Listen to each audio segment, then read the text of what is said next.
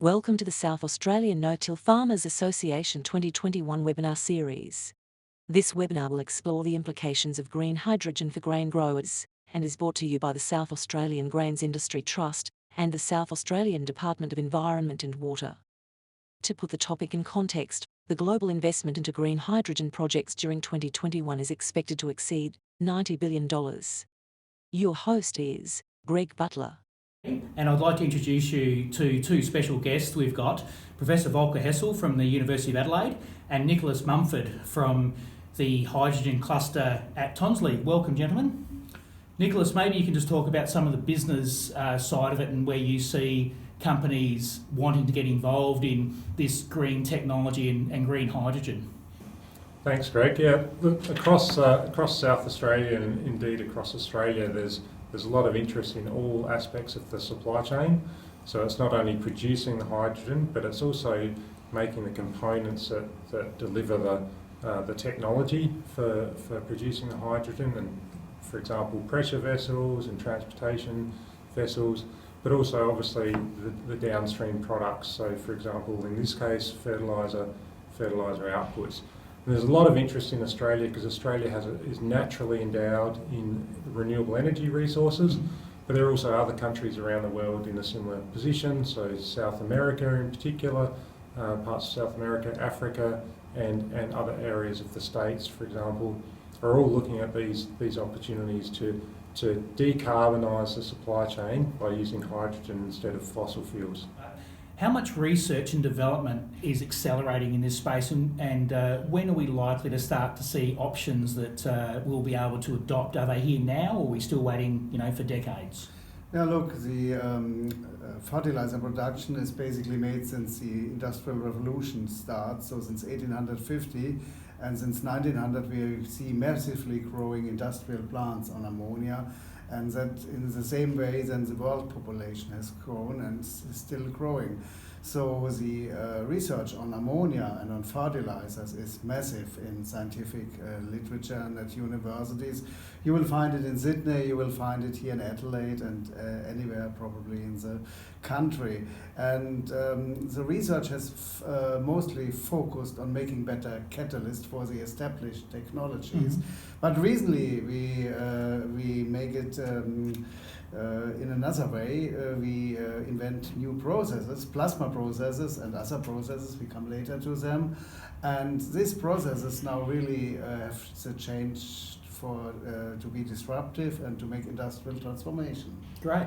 So most people would be aware about biological nitrogen fixation with, for example, legume rhizobia, and that's something that we've been looking at over many, many years, and we've seen technologies like inoculants, for example. Another way that nitrogen is fixed naturally is through the action of lightning, where the air is basically pyrolysed and forms nitrates. It's when we look at the fossil fuel fixation, that's the way we've seen fertiliser being produced now for the last 100 odd years, is through taking fossil fuels, making those fossil fuels into hydrogen, and then through a process turning that hydrogen into ammonia, and ammonia is the feedstock for urea.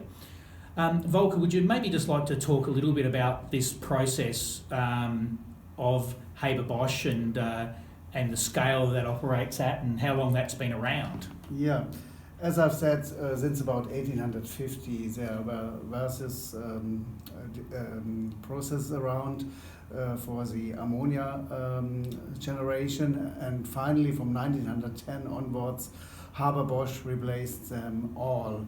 The Haber-Bosch plants have enormous scale, today about 1 million tons and more per year. And in the Haber-Bosch process, you react basically hydrogen, which you have made out of methane, so a non-renewable source. And this hydrogen is reacted with nitrogen to give ammonia. And key is to have a good catalyst. Key is to use a high temperature because the molecules themselves are not very reactive. And you have to apply high pressure. That is all where you pay a lot of money into. For pressure, you need to pressurize the whole reactor. And that costs a lot of energy and money, and there are better technologies now around which can do that at what we call ambient conditions. That does not necessarily mean room temperature, but something close to room temperature, and definitely at ambient pressure. Just to give everyone a feel for current industrial ammonia scale, it's been one of the most produced chemicals by humans in the last 100 years. It's been in the top 10 chemicals being produced every single year for the last 100 years. There's about 180 million tonnes of it produced per year.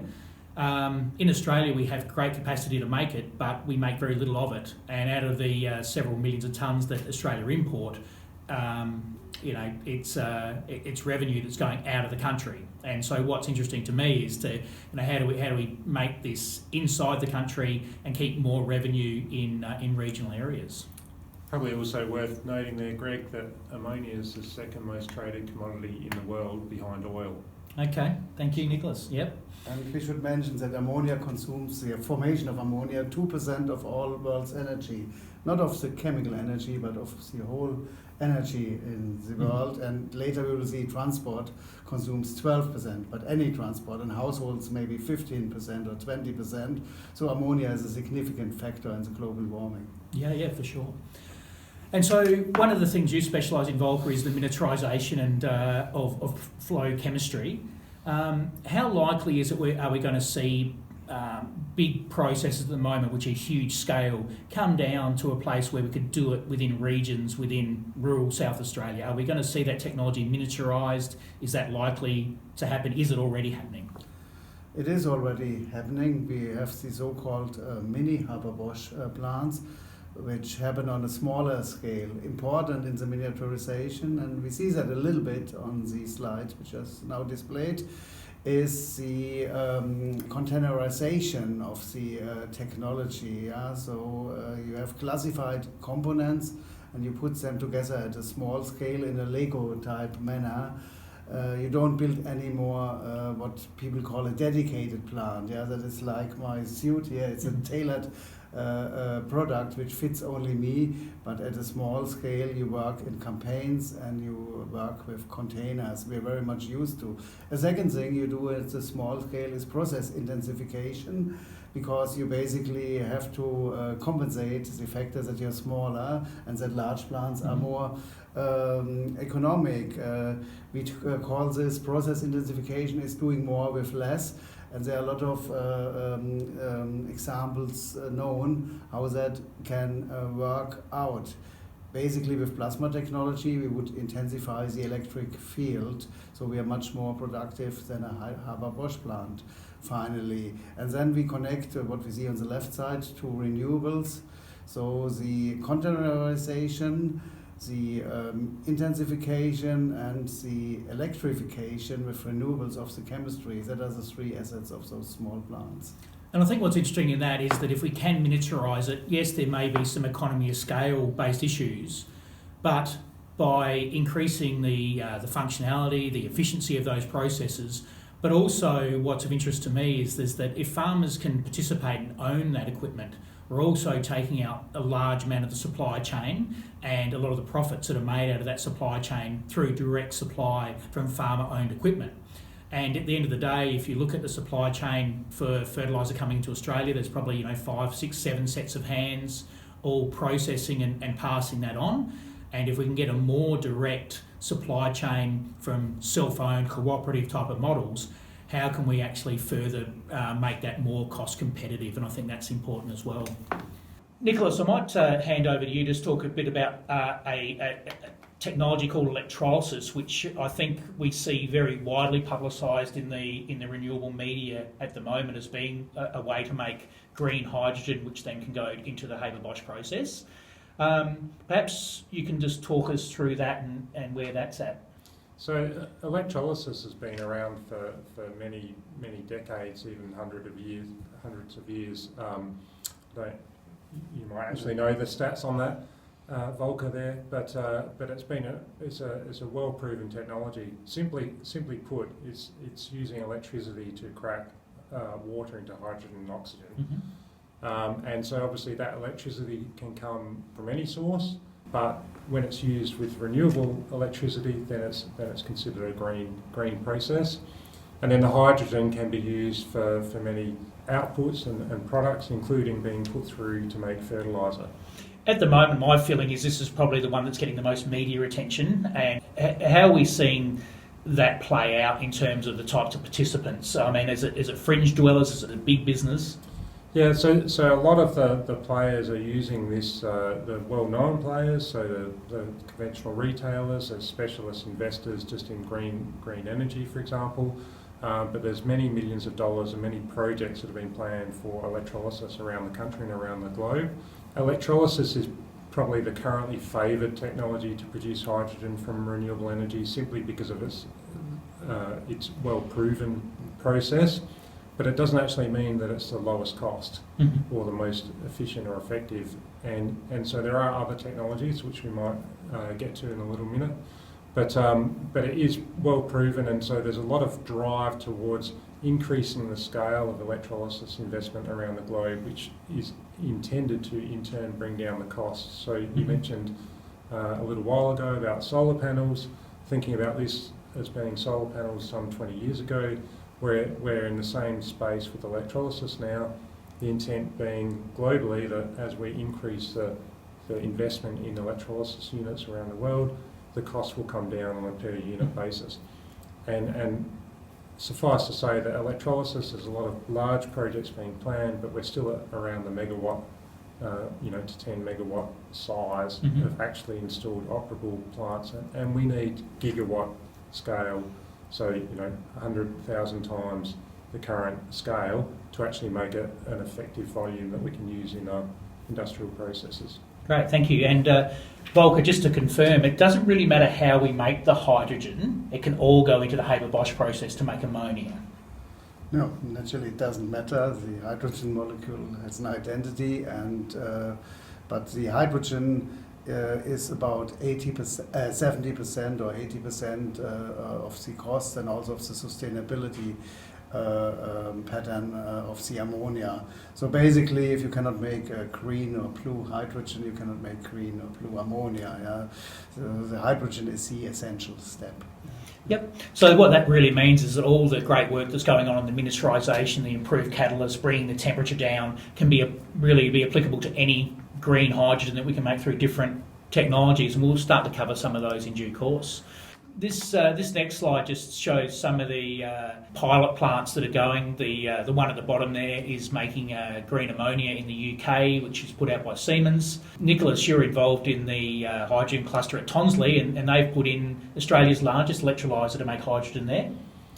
That's right, and I should. So that's one of the hats I wear, and we'll probably get to another hat I wear on the next slide, I believe. But yeah, so the largest operating electrolyser in the southern hemisphere, as we understand, is located at Tonsley in South Australia. Currently owned by AGIG, Australian Gas Infrastructure Group, and that presently just produces hydrogen and blends it back into the gas network at about sort of 5% ratio of hydrogen. And that's really a demonstration plant at the moment. It's only 1.25 megawatts, and it's just designed to demonstrate that you can take renewable electricity and make the hydrogen and blend it in safely. There's lots of plans to scale that up in time, but that's up and running today, has been some three or so months, and no issues. You're welcome. People are welcome to go and have a look themselves. And that's something we may look at doing. Yeah, that'd be great. So another interesting technology is the gasification of biomass, which is a way of making green hydrogen. And Nicholas, I might throw it to you again just to talk about the process or the project that you're involved in that was announced in the media a couple of months back. Thanks, Greg. Yeah, so as I said, as I alluded to before, one of my other hats is I'm a director of Green Hill Energy, which is involved in this particular project. It's a small-scale biomass feedstock-driven gasification process at Tail and Bend, and it's also looking at taking waste to energy through that process as well. And essentially, the gasification process is taking the biomass feedstock and breaking it down into its component parts through the gasification technology, and then you break out the typical hydrogen and methane elements, separate out the hydrogen, or possibly put it through steam methane reforming, which is one of the conventional technologies that we talked about earlier, and then through into the ammonia and hybrid wash process. So this is an example of where community farmers might get involved down the track and be part of the community scale fertiliser production. You're using waste out of the city councils for that sort of project? Correct. So there's two elements of feedstock. There's the waste out of the city councils, so that's why the City of West Torrens is involved in Dryclone, which is the Solar Resource Recovery subsidiary, and peat soils provide an element of biomass just to give it some scale. But then the intent, as well as the farmers in the local area provide their waste biomass product, and equally they can be involved in a cooperative manner taking the output. No, very good. So one of my favourite technologies that's coming to market is the thermal plasma, and Volker, you're a world expert, I guess, in different plasma technologies. Perhaps you can just take us through what thermal plasma is and briefly what it's doing. Yeah, here we use the plasma technology mainly to achieve temperatures which otherwise would be very difficult to achieve. So when we talk about thermal plasma, we talk actually about something which is around 3000 degrees Celsius. Industrially, it is used lower, as you will see in the next slide, so it's more like 1500 to 2000 degrees Celsius. Strictly speaking, this is not a thermal plasma, but let's call it, for reasons of simplicity, a thermal plasma. And we pyrolyze methane, just pure methane, into carbon and hydrogen, and that occurs basically to 100%, because the charm of the thermal plasma is that we have decomposition which is ruled what the chemical people call thermodynamics, meaning by the rules of stability of molecules. There's nothing interfering, and methane is simply not stable at those temperature, and it decomposes in carbon and hydrogen. So what we see in Nebraska is a company called Monolith, which is commercialising thermal plasma to make hydrogen and then a green ammonia, which is really exciting because they're actually making that out of methane, which when we think about Australia, we have massive methane resources. And that plant at the moment was commissioned through 2020, 2021. It is now started to become operational. So that's a very exciting technology. What's interesting about that is that the carbon that's formed, rather than forming carbon dioxide like the traditional fossil fuel method, we're actually forming a carbon black, Volker, and maybe just explain what carbon black is and why that's not an emission. Yeah, the main product of the thermal plasma so far was actually the carbon black, and hydrogen in a way was a side product, but it becomes increasingly of importance for Monolith. That carbon is by no means just biochar. It's a high-valued nanomaterial, and actually the properties of that material can be altered by changing a little bit the process conditions of the plant. And the Monolith engineers, they know how to do that, and then you can make a varying decrease of nanostructured material which offers you many kind of functionalities. You have to pay off a little bit for that. So if you just focus on hydrogen, you would probably not make the highest grade of the nanostructured carbon. But again, it is a very valuable material, and in Europe they call this turquoise hydrogen, so a mixture of green and blue hydrogen, because basically you fix the carbon of the methane. Yep. So what I love about this, I guess, is the natural abundance of methane in Australia. If you look at the graph there, we see that per kilo of hydrogen produced, that over on the far left, through the traditional steam methane reforming process, which is the way all the ammonia is made at the moment, per kilo of hydrogen, we're seeing about 11.3 kilos of carbon dioxide come out. But under the Monolith process, we're seeing 0.45. So, less than a 20th of the emissions profile. And I think that's going to be really important as we see, Australian farmers wanting to export into international markets where people are looking at the carbon footprint and whether we're making a difference. The other thing we look at is the production of a renewable electricity to drive the plasma. And if we look at the amount of hydrogen that's made, and In electrolysis, we only use water, so water is more readily available than methane. But if we actually look at the amount of hydrogen that's actually produced per megawatt of electricity, we're getting about 100 kilos of hydrogen per megawatt, whereas under electrolysis we're getting about 17. So it's a more complex system because it requires methane rather than water, but in saying that the efficiency of the wind power or the solar power that's installed is much higher, about more than 5 times higher. So I think that's a really interesting outcome there. Maybe of relevance is we have made process simulations that you should be able to use biomethane also. And then you have a circular process, because biomethane you can make from food waste, and ammonia gives a fertilizer who produces food. Then you have the ideal cycle. Yeah, and I mean that could be it could be on food waste, it could be in a big dairy operation, Yes. something like that, to supply that methane. So people out there with cows and piggeries and so forth would be aware that methane is a problem at the moment. Whereas if it's to be fed into a monolith type of process, it actually becomes an emissions reduction and you're getting fertiliser out of it. So that's certainly a much better output than just flaring it. Of course, flaring it's much cheaper and easier right now, but certainly an interesting path forward. So, Volker, if you just quickly step us through hydrogen to ammonia and making that into urea, and what we're seeing at the moment is that per module of monolith equipment, we're looking at about 55,000 tonnes of urea equivalent. Yeah, so we see the steps from hydrogen, which goes with nitrogen, into ammonia, so NH3. And then urea contains 2 ammonia molecules, which are basically bridged by a CO2 molecule. You don't react with CO2, but with an activated kind of CO2, so you come to urea. And you see that the mass of the molecules becomes larger and larger. Hydrogen doesn't have a lot of mass because it's a small molecule, but urea has a larger mass. And 50,000 tons per annum per reactor, that's already quite a large plant. Well, if we wanted to use anhydrous ammonia as fertiliser, we could, or we could buy an extra module off the shelf to plug into the back to do that urea transformation. Yeah, the magic word is process integration. That is a maybe thing to be solved. The technologies are there, but you want to integrate them into a compact unit. Yeah.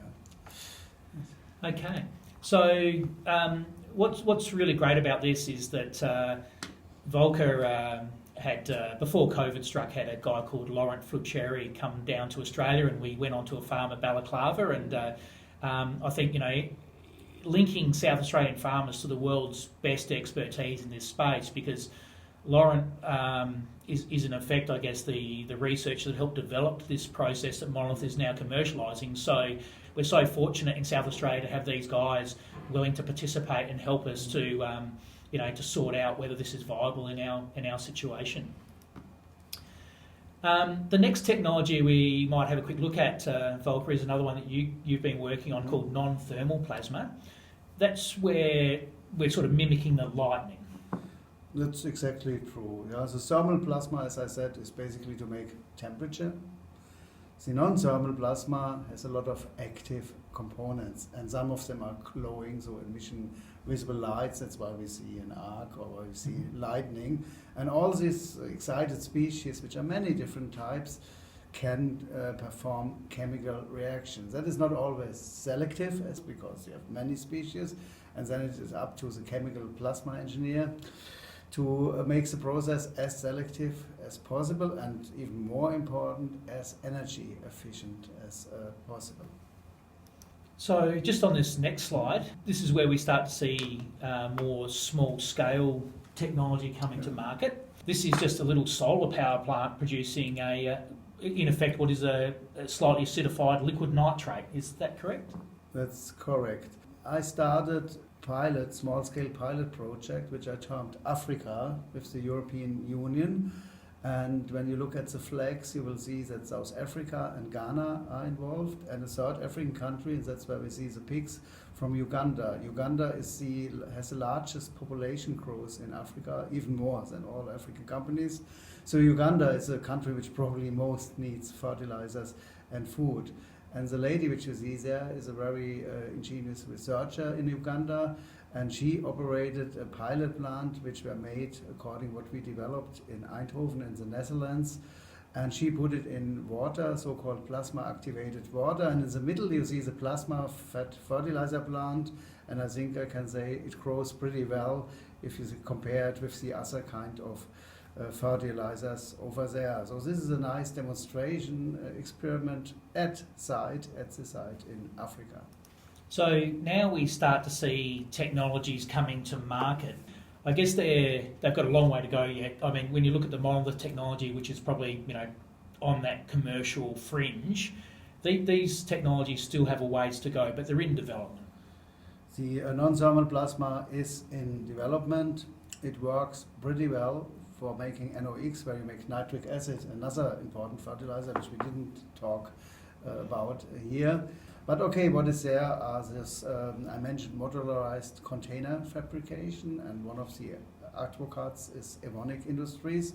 It's a big chemical company. It's about 40,000 employees centered in Germany, make specialty chemicals. They are very innovative. And then we see small entrepreneurs in US which makes this green pass technology of plasma activated water. And luckily we have also such guys here in Australia, in the University of Sydney. A spin-off is called Plasma Leap, who offers commercially such reactors on a bench scale, so that is smaller than what we see with the container in Evonik. So the developments are not there where they should be, but we try to bring them to the right level. Yeah, well, I guess from SANTFA's point of view, we're an organisation looks forward to what's happening tomorrow as much as today.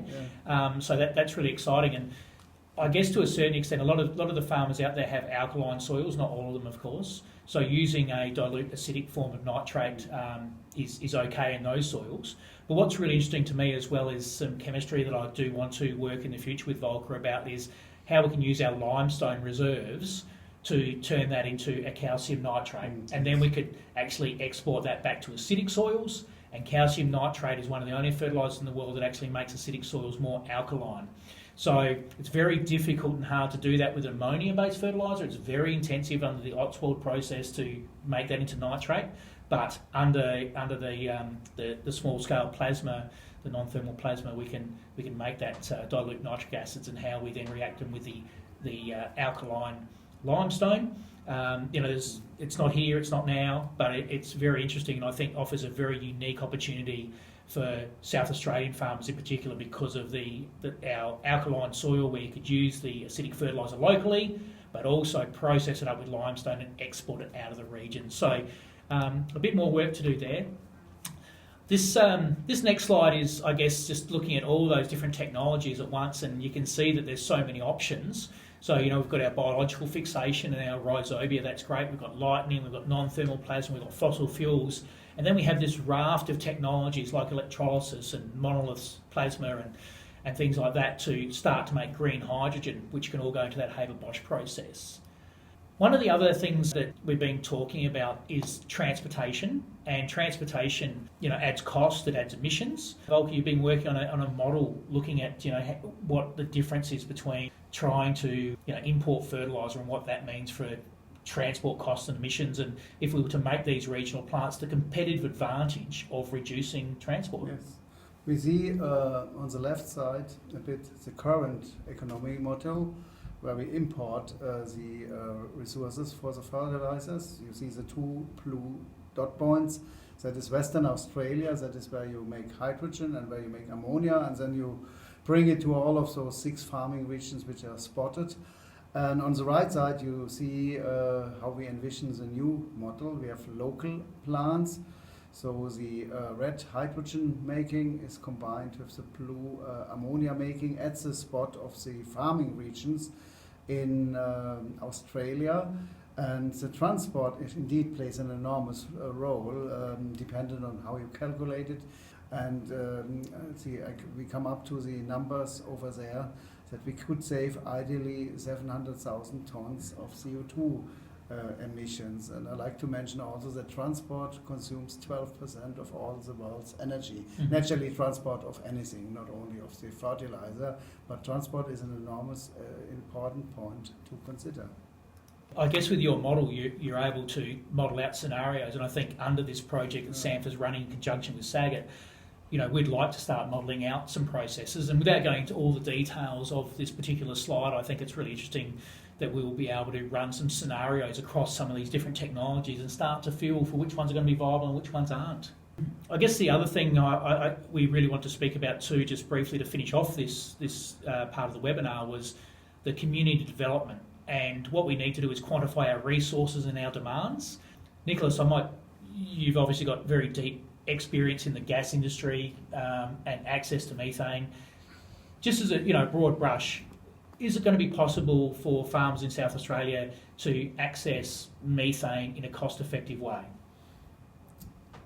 So there's many different sources to methane. If we're looking at pipeline gas, then most farming communities are in proximity to pipeline gas, not all, but most. And so when we're talking farming communities here, I'm talking the grain farmers, and so that's an option. But as we talked about earlier, biomethane is another option. If dairies, for example, are producing a lot of methane from their operations, you can actually produce your own methane in that manner. So it really comes down to an assessment on a case-by-case basis of what the options are for a particular circumstance and determining it from that process. Ideally, moving forward over time, it'd be moving towards a renewable resource for methane or alternates. If we were to look at, say, for example, building a monolith plant at scale, what about a stranded asset that might be a good methane reserve that's somewhere off the current pipeline that people don't want to develop? Are those things optional, or is that really pie in the sky? Well, again, it really comes down to more a case-by-case basis, because a stranded asset means you're away from other infrastructure, and so it really depends on what the purpose of that construction is, and whether there's a supporting community around it for other reasons, a farming community that might underpin the investment. So again, it's a case-by-case basis, but none of that should be ruled out at this point in time. Great. And so what we want to do is look at our resources. We've got sun, we've got wind, and at the end of the day, what's important about this is that all the nitrogen that's in your nitrogen fertiliser just comes out of the air. There is no cost to take it out. There's no environmental degradation. There's no inventory. There's no storage costs. It's really the key to all this is the technology that converts that nitrogen in the air that plants can't access into the forms of nitrogen like nitrate and ammonium that a plant can actually use. And I think what's really exciting about this whole project is we're seeing that miniaturised in the same way that 50 years ago people couldn't make their own electricity very easily because it relied on large-scale coal-based or gas-based power stations. But technology has circumvented that and enabled us to make electricity wherever the sun's shining, for example, or wherever the wind's blowing. And so given that we can get the nitrogen from our fertiliser from anywhere, I guess it's really about us trying to select which technologies, what their horizons are, what their development risks are, and stress test those business models. And I guess in the next couple of years to create a commercial mechanism for local farmers to participate and to invest into projects that make sense, where we can have direct investment for farmers into direct hydrogen production or nitrate production to make fertilisers themselves with reduced transport, reduced emissions, and in a much cleaner, greener way. So I'll just wrap up the webinar by thanking Volker and Nicholas for their time. Really, world-class expertise in their fields, and we really do appreciate them talking to the SANTFA membership today. So thank you, guys. Thank you. No worries.